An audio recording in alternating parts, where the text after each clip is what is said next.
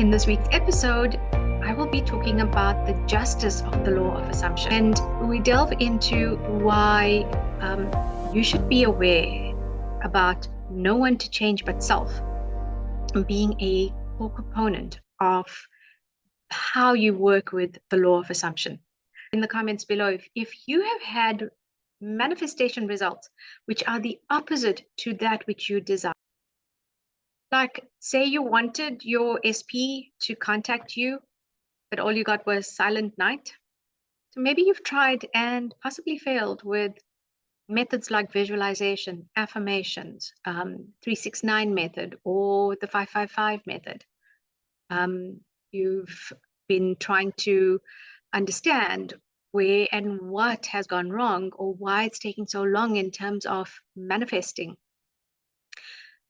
This is where the law of assumption plays a critical role in helping you to become a more powerful manifester.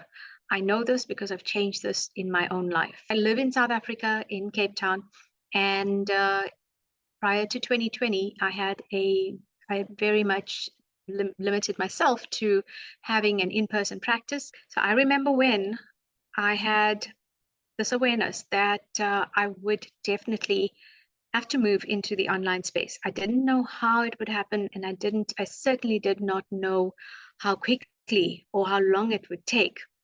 I just knew that it was something I needed to do. And along the way, I had many trials and errors, and I had many more failures than successes.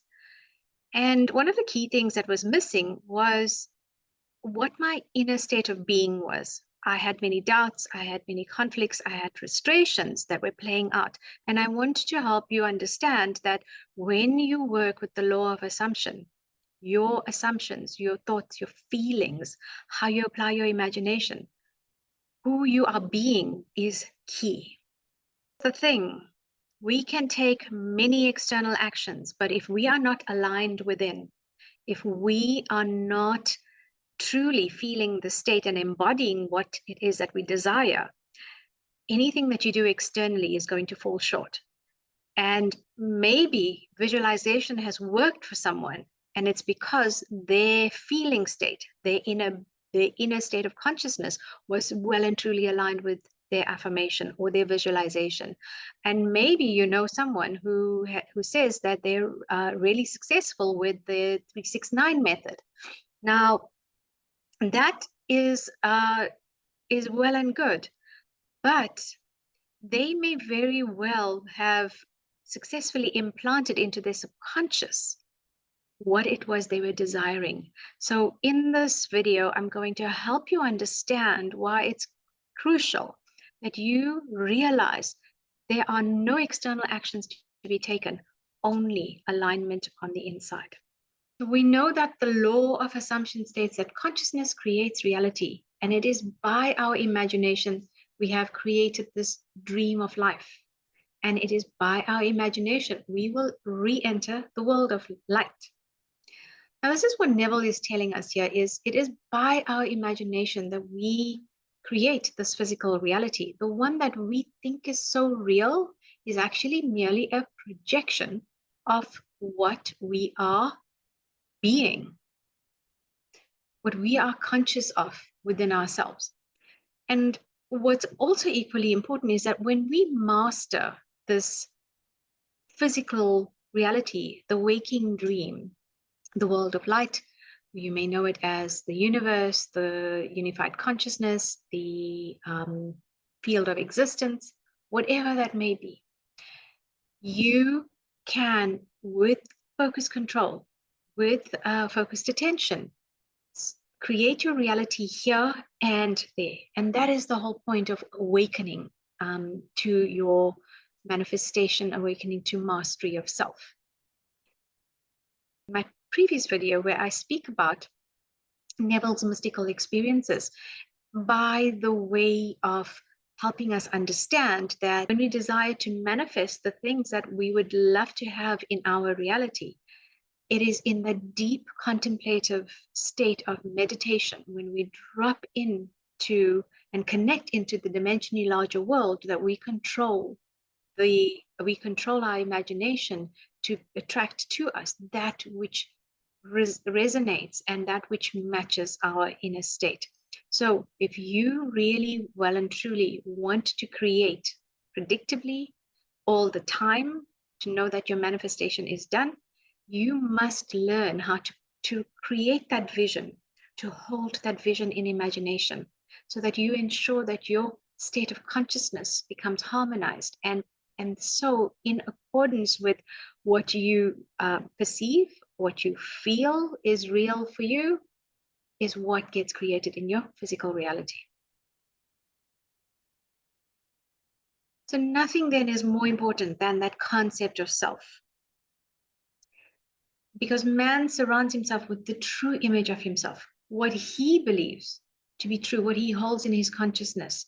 Because we can have any of our desires, provided we bring that into our inner vision, we bring that into our imagination, and we become that, because we become that which we imagine. Whether it is an SP, a promotion at work, health, wealth, friends, family, everything that is in your life is because you are what you imagined. Everything has shown up in your life because you imagined it and you believed it. So what is this about in terms of the concept of self? Your concept of self is a state of consciousness that is made visible. Your state of consciousness. It is every mood, reaction that you identified with. Now, self-concept means that it is the sum total of beliefs that you accepted and you consented to, which means that even though someone has given you some of your belief system, someone has taught you a belief system, it is only real and true because you accepted it and you consented to believing it. And because you consented and you accepted something in the past does not mean that it has to remain the same way. You can change it. And therefore, we work on self-concept, change it. Now, for example, do you look in the mirror and do you believe that you are all the things that you want to be? Or do you judge yourself for what you're not? Now, those reactions where you judge yourself for what you're not, where you could be critical or judgmental, are reactions that are from the hidden or the secret self. And this is something Neville talks a lot more about in the fundamentals. The secret self is that self that you may very well be very skeptical, you're ashamed and hesitant for anyone outside of you to know about, because it is that secret self that actually harbors the true feelings. And the true feelings may be that you are resentful of let's say, a friend, or you are still angry with someone, or you may be still bitter about something that happened. Now, when we hold on to that, the secret self holds on to it. We may desire a different outcome. We may desire something that is opposite to that, but the secret self has not let go of it. And the secret self is the one that holds on to the belief. So therefore, the cause of phenomena in your life, you are to realize that you are that cause. Everything in life comes from the self-concept that you have believed to be true.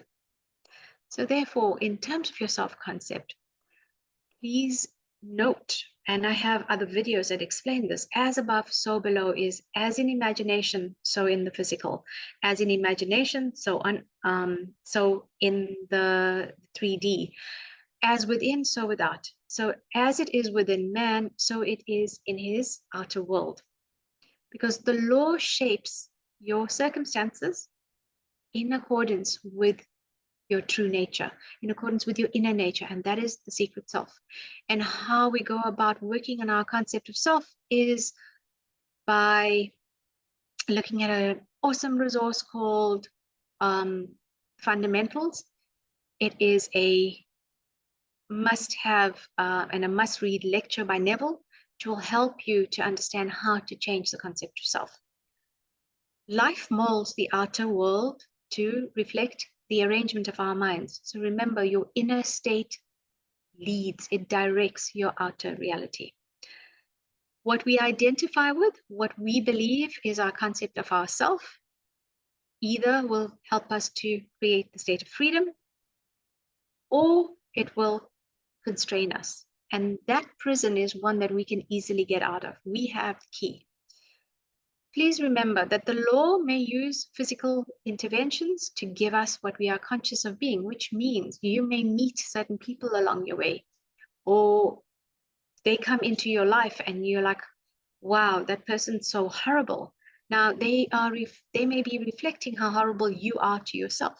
They're reflecting to you what prejudices you harbor, what are the false beliefs that you may be harboring. And this can only come about when we do self-inquiry, when we observe where we are at within ourselves.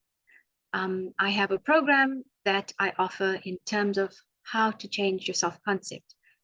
Please connect with me if you're interested in this. In fact, along with that, learning how to revise and controlling your inner speech as well is quite key in terms of the law of assumption and your manifestation. Now, here's the thing. What you exercise, what you focus on, whether it is love or hate, which both have a magical transforming power, they are strong, powerful emotions. You will create. Whatever you focus on, you create. Through exercising these powerful emotions, we become their likeness. We become what we are focusing on, like Dr. Jekyll and Mr. Hyde. The intensity of hatred creates in us the character we imagine others to be. When we think of people who may be our enemies or people that we are in conflict with, that intensity of the conflict, of what we believe about the conflict, is what is creating the conflict. Because if you did not think that way, that person would not show up. So in this example of Dr. Jekyll and Mr. Hyde, which one wins is going to be determined by the state of consciousness that is held. Now, Neville tells us that violent emotions rearrange mental patterns. So here's the point. Whether you use the emotion of love or hate, you are going to rearrange your mental patterning, because the thrust of emotions, how strongly you feel about certain things, how strongly you react as well, is going to create and manifest for you at an alarming rate. Now, we are told here in this quote, if we could become as emotionally aroused by our ideals as we become over our dislikes, we would ascend. In fact, we would be on the plane of the things that we desire as easily as when we descend to the level of the things that we hate. So if you are to change anything, you can change it through powerful emotions. I would caution not to use hate, not to use the negative states, but you could. It would not be prudent, because the law states and has a governing rule, which is the golden rule: do unto others as you would have done unto you. So rather do this, rather create from the space of what is lovely and what is of good report for you. Now, the justice of the law of assumption, which is the crux of today's video, is in terms of how the law of assumption balances things out, is it gives us what is true of our nature. So whatever the inner state is, whatever the hidden self is, whatever that inner self, what that belief is what is going to be created. And therefore, many people see that their manifestations can be the opposite of what they desire, because in the conflict between desire and what you imagine is always going to be stronger, because that is fused with feeling, it is fused with belief, it has come into being, and it's now imprinted into your subconscious. And when you imagine with so much intensity, like the emotion of hatred, you will see that which you have been focusing on come into being. So we can look to the law of assumption and understand and know that we will absolutely get what our true nature is. So, for example, if you fear loss and that is your state of consciousness, you will only bring loss into your world. You cannot attempt to change the world before you change who you are being on the inside. And who you are being requires self-observation. It requires understanding what are you creating in your life and what do you want to change. And when you determine what you desire, what is the state you desire to be? What is the end result you wish to have? And then you detach from the old and you move into the new state. So to have a feeling of abundance is to bring the riches into your life. Remember, the circumstances of your life reflect what you have been believing, what you have been saying to yourself, what you have been mentally rehearsing. If you mentally rehearse for failure and you ask for success, you're going to get failure. Success cannot be anything that will come about in terms of your external reality. So this quote by Neville, where he says, my mystical experiences, ones that we are very capable of having, have convinced me that there is no way to bring about the outer perfection we seek other than by the transformation of ourselves. So there can be no change, no outer change can take place until there is first an inner change. If you want to change the circumstances of your life, look at what is it that has been going on with you internally. If there is a painful experience or an event, look within for the cause. And so that is no one to change but self, with particular focus on the justice of the law of assumption.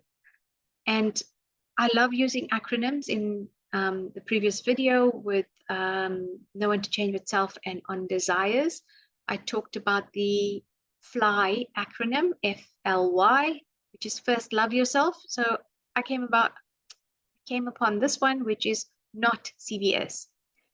No one to change but self. So the next time you're getting results or things are not moving the way you want them to, look and remind yourself, no one to change but self.